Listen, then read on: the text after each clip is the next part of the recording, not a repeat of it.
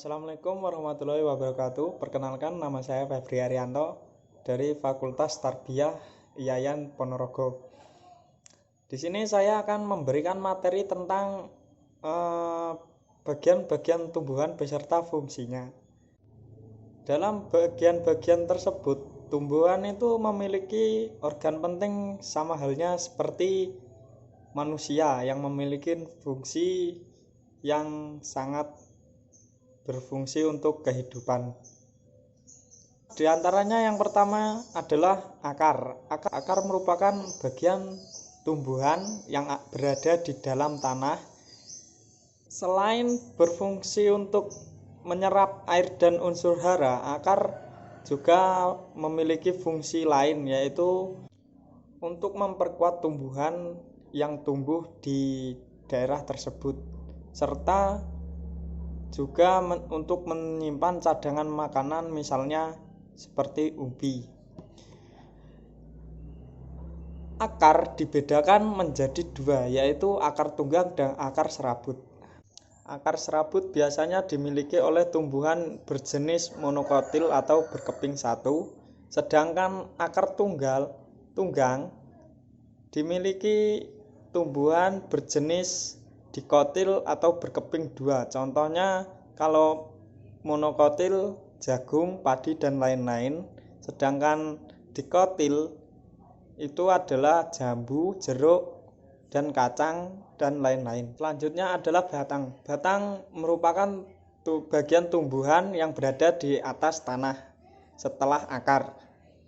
Batang biasanya sebagai tempat pertumbuhan daun, bunga, serta buah.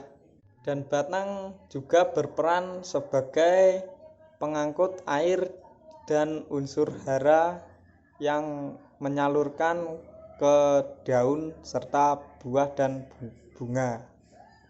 Adapun bagian-bagian yang tersusun di dalam batang. Yang pertama adalah kulit luar, yang kedua adalah kulit lapisan pertama, yang ketiga adalah kulit dalam, dan yang keempat adalah silinder pusat. Selanjutnya adalah daun. Daun merupakan tempat berlangsungnya fotosintesis atau pengolahan makanan atau memasak makanannya di daun. Biasanya daun itu membutuhkan sinar matahari agar dapat memasak zat-zat atau mineral yang diangkut dari akar ke batang dan terus disalurkan ke daun, dan itu biasanya dimasak melalui fotosintesis. Daun banyak mengandung zat yang disebut dengan klorofil. Daun tersebut terdiri dari tangkai daun dan helai daun. Dari bagian-bagian tersebut ada yang jenisnya berbeda, yaitu memiliki pelepah pada daun tersebut. Berdasarkan susunannya, tulang daun ada yang menyirip, sejajar, dan menjari. Berdasarkan jenisnya, daun dibedakan menjadi dua macam, yaitu daun lengkap dan daun tidak lengkap. Daun dikatakan lengkap apabila memiliki tiga bagian, yaitu helai daun, pelepah, serta tangkai daun. Sedangkan yang tidak lengkap adalah daun yang memiliki dua susunan, yaitu contoh daun yang tidak lengkap antara lain adalah daun mangga. Yang selanjutnya adalah bunga. Bunga adalah bagian yang penting serta menjadi alat perkembangbiakan bagi tumbuhan. Karena pada bunga terdapat alat-alat reproduksi, yaitu putik dan benang sari. Bagian-bagian bunga antara lain, satu adalah tangkai bunga. Tangkai merupakan bagian bawah bunga yang berfungsi untuk menyambung antara bunga dan ranting atau batang bunga. Yang kedua adalah kelopak bunga. Kelopak bunga itu biasanya berwarna hijau atau berwarna-warni seperti mahkota.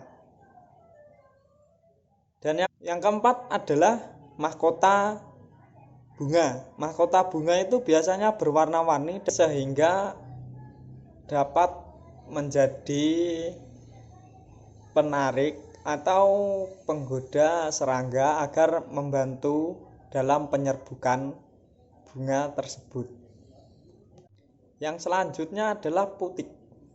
Putik terdiri dari kepala putik dan tangkai putik. Putik adalah jenis kelamin betina yang berada di tengah dan dikelilingi oleh benang sari.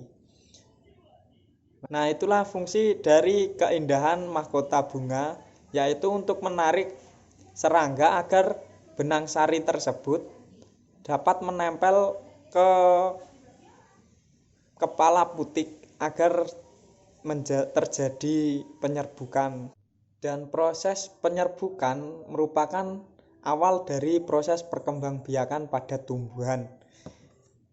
Dan yang selanjutnya adalah benang sari. Benang sari terdapat di tengah-tengah dan berdekatan dengan putik. Benang sari adalah sebagai alat kelamin jantan pada bunga, pada tumbuhan. Benang sari terdiri atas tangkai sari dan kepala sari. Selanjutnya adalah buah.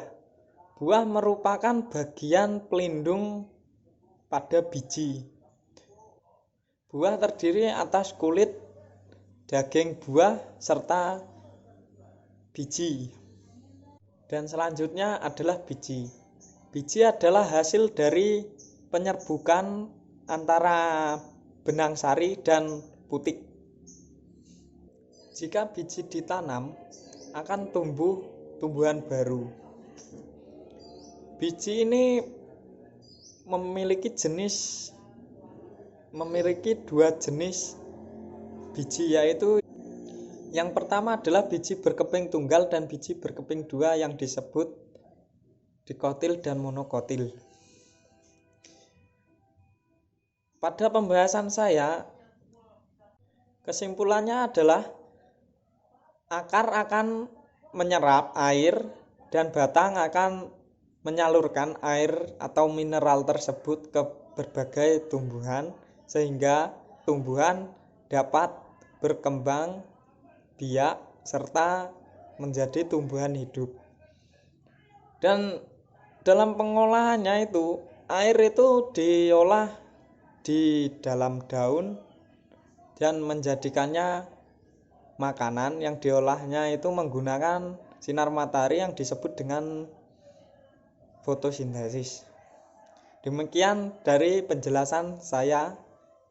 Ada kurang lebihnya saya mohon maaf. Wabillahi taufik wal hidayah. Wassalamualaikum warahmatullahi wabarakatuh.